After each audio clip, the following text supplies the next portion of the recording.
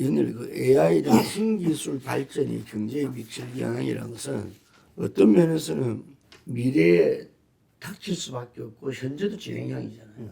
이게 그래서 하고 안 하고 문제가 아니고 어떻게 적응해내느냐 이런 문제라고 저는 보는데, 물론 새로운 일자리도 창출되지만 이 디지털 기술이 우리가 산업혁명 시대 때부터 보면은 처음에 부적응이 여러 시기를 거치고 오면서 왔지 않습니까? 예, 그래서 이게 지금 우리 경제 아까도 지적하셨던 그 양극화 문제를 더욱더 심화시킬 수밖에 없지 않느냐라는 생각들 다들 말하거든요. 교수님 어떻게 보십니까? 일단 대표님께서도 말씀을 해주셨듯이 기술의 발전은 막을 수 없습니다. 예. 그거는 대전제예요. 예를 들어서 기술의 발전이 사회적 문제를 초래를 한다면 그 사회적 문제를 어떻게 해결하느냐에 포커스를 맞춰야지 기술의 발전을 막는데 포커스를 맞출 수는 없다라고 저는 생각을 하고요. 그리고 기술 자체는 가치 중립적이라는데 우리는 관심을 가져야 됩니다. 기술이 특정 방향성을 가지고 어떤 나쁜 일을 하기 위해서 개발이 되는 건 아니거든요. 그거를 활용하는 사람들의 목적성이 부작용을 낳는 겁니다. 이런 맥락에서 보면요, 디지털 전환에 따라서 분명히 우리 사회는 굉장히 많은 긍정적인 그리고 굉장히 많은 부정적인 변화를 겪을 것은 자명한 사실이에요. 예를 들어서 일자리 예를 한번 들어볼게요. 일자리 같은 경우에 단순 작업이라든지 기초 작업을 하는 직군은 줄어들겠죠. 왜냐하면 자동화가 이루어질 것이고 전문화가 이루어질 것이기 때문에요. 뭐 예를 들어서 AI와 같은 신기술이 발전을 한다면요. 근데 관리직이나 판단이 필요한 직군은 증가할 거예요. 뭐냐면 무조건 일자리를 줄이고 무조건 일자리를 늘리고의 문제는 아니라는 겁니다. 여기서 보듯이 기술이 일자리를 줄일 거다, 아니 늘릴 거다, 양극화를 심화시킬 거다, 심화시키지 않을 거다라는 단편적인 판단은 옳지 않다고 봅니다. AI 기술이 소득 양극화에 미치는 영향도 비슷할 수 있는 게, 있는 사람들에게 유리한 기술이 발전이 되면 소득 양극화가 더 심화될 수도 있겠지만 재화나 부가 부족한 계층이 자신의 시간과 노력을 아낄 수 있는 AI 기술이 발전을 하게 되면 오히려 그들의 부가 증가할 수도 있는 거거든요. 이게 바로 기술은 가치 중립적이고 사용하는 맥락과 의도에 따라서 달라진다라는 의미인데요. 결국에는 케이스 바이 케이스라는 겁니다. 즉, 우리 목표에 부합하는 기술에 가중치를 두어서 기술 발전을 유도하는 게 정부가 해야 할 일이라고 저는 생각을 해요. 민간에서 기술이 개발되는 거는 자신들의 목적성에 맞춰서 개발을 하겠죠. 예를 들어서 삼성전자는 반도체 기술에 집중을 하겠죠. 마이크로소프트는 AI 기술에 집중을 하고 싶어 합니다. 정부는 그러한 상황을 보고 분석을 해봐야 되는 거예요. 어떤 기술이 사회에 어떤 면에 도움을 주고 어떤 면에 해를 끼칠지를 보면서 도움을 줄 기술에 대해서는 더 적극적으로 지원을 해주고요. 해를 끼칠 수 있는 기술에 대해서는 지원을 줄이는 방식을 취할 수 있는데요. 이렇게 얘기하면 되게 쉽죠. 예를 들어봐야 된다고 생각을 하거든요. 고용노동부의 입장을 볼게요. 고용노동부 입장에서는 직업이 줄어드는 게 굉장히 불안할 거예요. 그리고 사회적으로 단순 노동 업무라도 줄어드는 게 고용노동부 입장에서 긍정적이지 않은 거죠. 그러다 보면 단순 업무를 대체할 자동화 기술에 대한 지원은 지양을 하는 겁니다. 그에 반해서 지식산업 내에서 예를 들어서 일자리를 늘릴 수 있는 기계학습 기술 같은 거는 더 지원을 해주는 거예요. 선택적으로 지원을 해줄 수 있는 거거든요. 뭐 또 다른 예를 들면 교육부가 있을 수 있죠. 지금 챗 GPT가 굉장히 혁신적인 부분 중에 하나가 교육산업이거든요. 예를 들어서 교육산업에 있어서 굉장히 학습을 보조를 해주는데 도움이 될 수 있는 자연 기반 AI 기술 같은 경우엔 교육부가 지원을 해줄 수 있어요. 근데 청소년의 교육의 질을 저해할 수 있는 아니면 또는 사행성을 이렇게 부추길 수 있는 뭐 게임 산업이라든지 아니면 코인 산업이라든지 이런 데에 대해서 기술의 지원은 교육부에서는 지향할 수 있는 거죠. 즉 부처마다의 관점이 다르고 산업마다의 관점이 달라서 이들이 자신들의 이해관계에 따라서 각각 다른 기술들에 대해서 지원을 지향하고 지양해 주다 보면 그것들이 모여서 집단지성을 이뤄서 결국에는 우리 기술이 발전하는 데 있어서 각 사안별로 맞춤형 그리고 전문화된 기술 발전이 일어나지 않을까라는 않을까라고 생각을 합니다. 그러다 보니까 교수님은 우리 한국 경제에 나가서 좀 자본주의 미래에 대해서 약간 긍정적인 시각을 갖고 계신 것 같아요. 예. 가상자산 이게 웹 3.0 시대가 새로운 산업혁명의 시대를 맞이한 걸로 왔는데 실제로 여기서도 제가 아까 말씀드린 대로 이게 그 양극화 혹은 여러 가지 부작용 이것만 양산하고 있는 거 아닌가 하면서도 정부가 제도적 입법화에도 상당히 주저주저하면서 가고 있어요. 이게 근데 갈 수밖에 없다는 것은 다들 인정하니까 그래도 뭔가를 해야 된다 이런 것 같거든요. 그 사이에 루나 테러 사태라든지 뭐 이런 것들이 발생하고 했지 않습니까? 이게 예. 웹 3.0 시대 블록체인과 가상자산 이거 어떻게 나가야 되는가 보시죠. 대표님께서 방금 저한테 되게 미래와 기술 발전에 낙관적인 사람이라고 말씀을 딱 해주신 상태에서 제가 그 말을 뒤집어야 돼서 굉장히 좀 마음이 좋진 않은데요. 예. 사실 가상자산 산업은 굉장히 문제가 많다고 생각을 합니다. 이게 예. 왜 그러냐면요. 블록체인 기술이라는 혁신적인 기술이라고 주장이 되어지는 이제 혁신 기술이죠. 이라는 방패 뒤에 숨어서 사행성이나 사기나 다단계를 조장하는 산업이 되어버린 거예요. 그러다 보니까 기술 자체는 중립적이고 블록체인 기술이 이런 거를 만들려고 만들어지진 않았겠죠. 예. 하지만 그 이용자들이 코인 산업에 집중을 하면서 이제는 굉장히 산업의 방향성 자체가 잘못되어져 있습니다. 이건 혁신을 하는 게 아니죠. 문제는 이런 방향성이 그럼 바뀔 것이냐라고 하면 저는 그렇진 않을 거라고 생각을 해요. 왜냐하면 돈을 벌고자 하는 사람들의 욕망은 그대로 거기 있으니까요. 그러다가 보니까 산업 자체의 지속성은 유지가 될 거라고 보고 있는데 그러면은 우리가 정책적으로 무엇을 해야 하느냐라고 했을 때 가해자들에 대해서 처벌을 해야 하고요. 재발 방지를 해야 되고요. 그리고 피해자 보상을 해야 되는 겁니다. 이게 굉장히 산업의 중요한 발전 방향성이라고 저는 생각을 하는데요. 문제는 자꾸 우리가 하는 말이 법이 없어서 처벌을 못합니다라는 말을 많이 해요. 근데 사실 그렇지는 않습니다. 왜냐하면 지금 이 가상자산 산업 내에서 벌어지고 있는 행태들을 보면 유사수신이 많아요. 네. 그리고 사기가 많고 다단계가 많습니다. 이거는 가상자산에 대한 규제가 아니어도 공정거래법이나 아니면은 유사수신에 관련된 법이나 아니면은 형법으로도 우리가 이거를 다 관리를 할 수 있거든요. 이미 그래 왔고요. 제가 예를 드는 걸 되게 좋아하는데 루나테라 사태를 한번 얘기를 해볼게요. 루나테라 사태를 보면은 권도영이랑 신현성이라는 사람들이 다단계에 쓰일 수 있는 물건을 만들었습니다. 루나테라를 만든 거예요, 이 사람들은.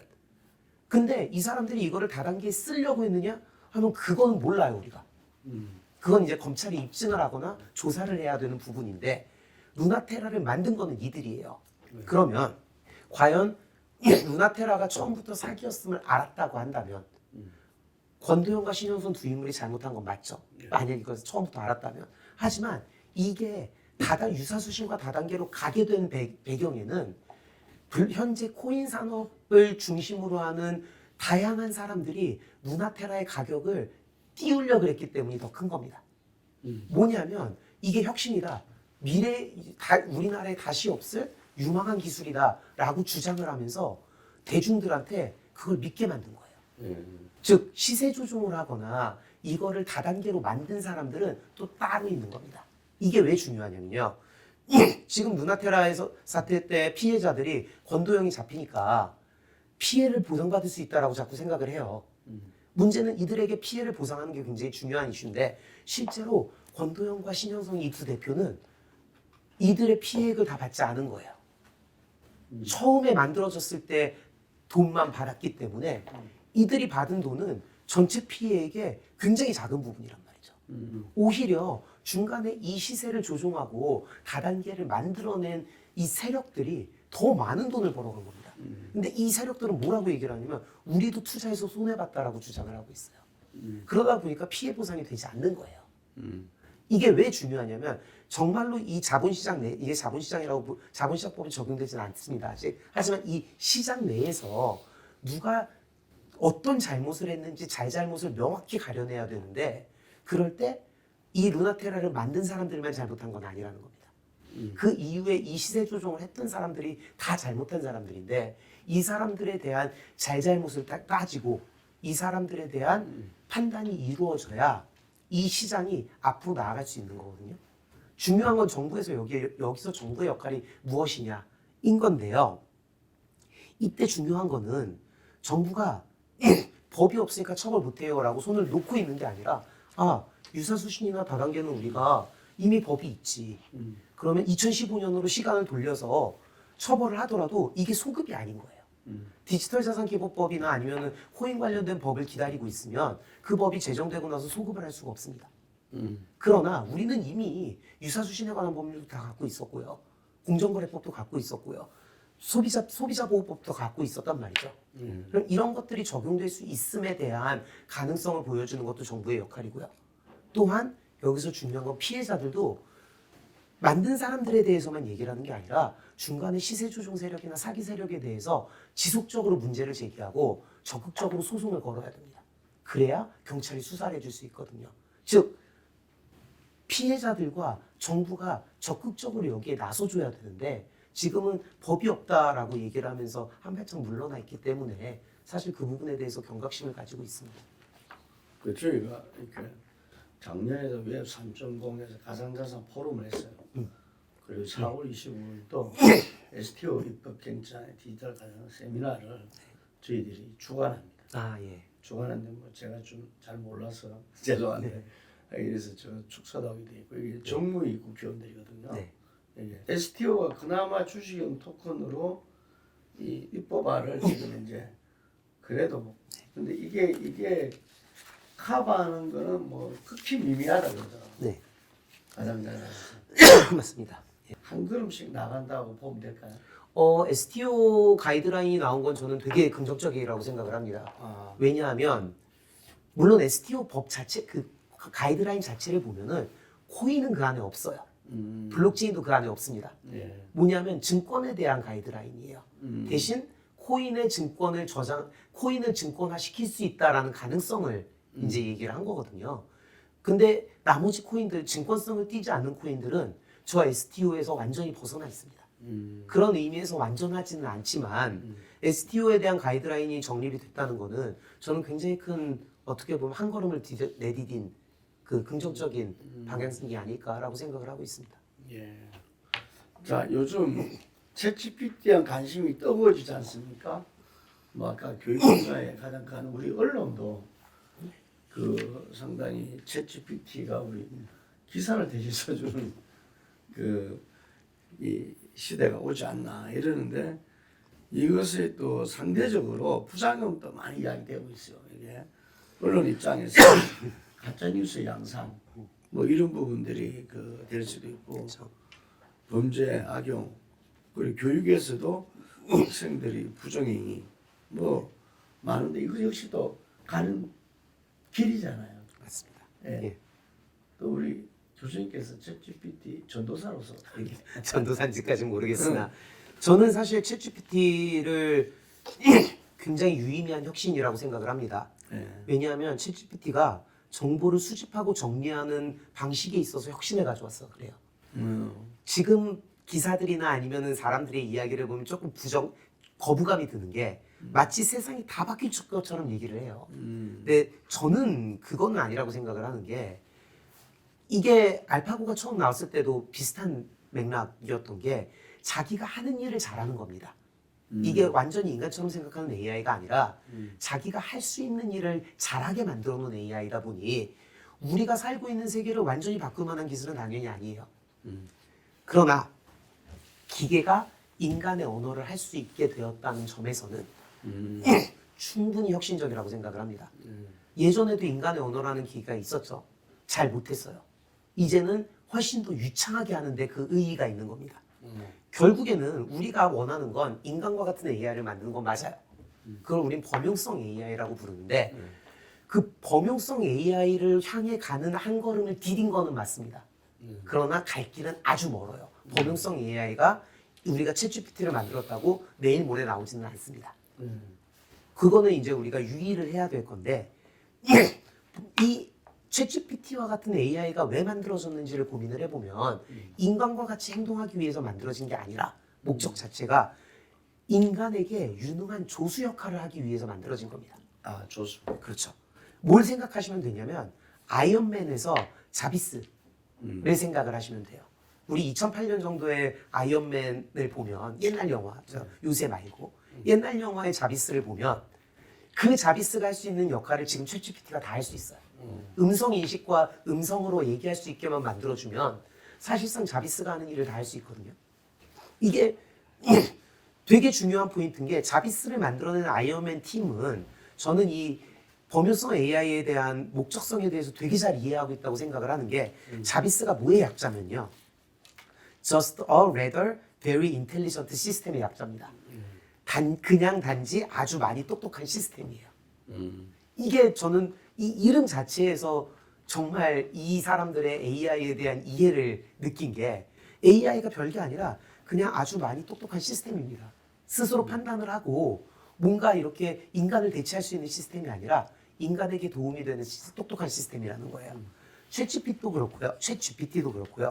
알파고도 그렇고요. 자꾸 AI를 인간과 같은 맥락에서 해석하려고 하지 말고 이 인공지능을 인간을 보조하기 위한 도구이자 절대 인간을 대체할 수 없는 도구라고 생각을 해보면요. 챗GPT의 가치가 나옵니다. 내 일을 줄여줄 수 있어요. 조교란 말 하다. 조교. 맞습니다. 네. 저도 사실 조교를 3명을 쓰고 있었는데 네. 이제 1명 씁니다. 연구할 때 GPT를 띄워놓고 연구를 해요, 저는. 그러면은 단순 작업은 GPT한테 시켜요. 그리고 나면 제 조교가 그 GPT가 정리해온 거를 사실 확인을 합니다. 그리고 나서 정리를 해서 저한테 넘겨줘요. 그럼 제가 작업을 하면 되거든요. 예전에는 조교 3명이 자료조사를 했어요. 네. 이제 그 자료조사를 안 해도 된다는 겁니다. 그러다 보면 인건비를 아낄 수 있죠. 그럼 일자리가 줄었느냐? 아닙니다. 학부연구생 2를 쓸 돈으로 대학원 연구생을 1명을 고용했어요. 이 대학원 연구생은 중간에 GPT가 만들어낸 자료를 가공을 해줍니다. 확인을 하고요. 조금 더 똑똑한 조교네. 맞습니다. 이게 우리 인간이 하는 일의 퀄리티를 높여주는 거예요. 가장 기본적인 업무를 GPT가 대신해 주기 때문에요. 자료 조사를 할 때. 이게 뭐랑 비슷하냐면 위키피디아랑 비슷합니다. 네. 처음에 위키피디아 나왔을 때 대학교 교수들이 뭐라 그랬냐면요. 위키피디아 보지 말고 도서관 가서 찾아라. 도서관에서 찾을 수 있는 역량을 키워야 네가 계속 공부를 할 수 있다. 지금은 아니거든요. 저는 챗GPT도 마찬가지라고 생각을 하는 게 인터넷에도 내가 직접 찾아야 되는 걸 대충 찾아주는 거예요. 다만 그 정보를 신뢰할 수는 없습니다. 그러면 내가 길러야 할 스킬셋이 달라지는 거예요. 예전에는 인터넷에서 자료를 잘 긁어오는 사람이 좋은 조수였다면 이제는 그 정리된 자료의 사실 여부를 잘 확인하는 스킬을 가진 사람이 더 좋은 조수라는 겁니다. 이 맥락에서 봤을 때 이 챗GPT와 같은 자연어를 구사하는 AI가 가져올 사회 변화 양상을 우리는 예측할 수가 있는 건데요. 결국에는 더 편하고 더 효율적이고 더 싼 그리고 더 높은 수준의 생활을 인간에게 영위하게 해줄 수 있는 기반이 되지 않을까라고 생각을 합니다. 근데 이게 지금 한글입니까? 한글에서 지금 1년 전에 거는 안 된다면서요. 데이터를 2021년 9월까지만 학습을 시켰습니다. 그래서 그런 거고요. 그 이후 데이터는 학습이 안 돼 있어서 그런 거지 학습을 시키면 됩니다. 그거는. 그렇기 때문에 그 문제는 아닌데 이제 한글로 된 AI와 영어로 된 AI의 문제는요. 차이는요. 한글로 된 AI는 절대 영어로 된 AI를 이길 수 없습니다. 그 이유가 뭐냐면 데이터 양이 달라요. 데이터 양이. 우리는 한국어는 외국에 있는 한국인들까지 다 해봐야 6천만에서 7천만 명이 쓰거든요. 영어는 20억이 쓰고 있습니다. 만들어지는 데이터 양이 다른 거예요. 그러면은 AI가 학습할 수 있는 데이터 양이 달라요. 그럼 당연히 더 많은 데이터를 그러면은 우리는 이제 AI를 학습시킬 때 질 좋은 데이터만 필요한 겁니다. 질이 나쁜 데이터는 전혀 필요가 없어요. 근데 20억이 쓰는 언어로 된 자료와 6천만이 쓰는 언어로 된 자료 중에서 고퀄리티에 대한 데이터의 양은 당연히 영어가 많을 수밖에 없어요. 그럼 교수님은 주로 영어로 검색하겠네요. 저 같은 경우에는 이제 영어로 해서 그걸 번역을 합니다. 보통. 그리고 그게 또 이 영어가 번역되는 또 그게 돼 있다 그러대. 맞습니다. 그 GPT가 번역을 잘해요. 네. 그리고 구글 번역기나 네이버 번역기도 잘합니다.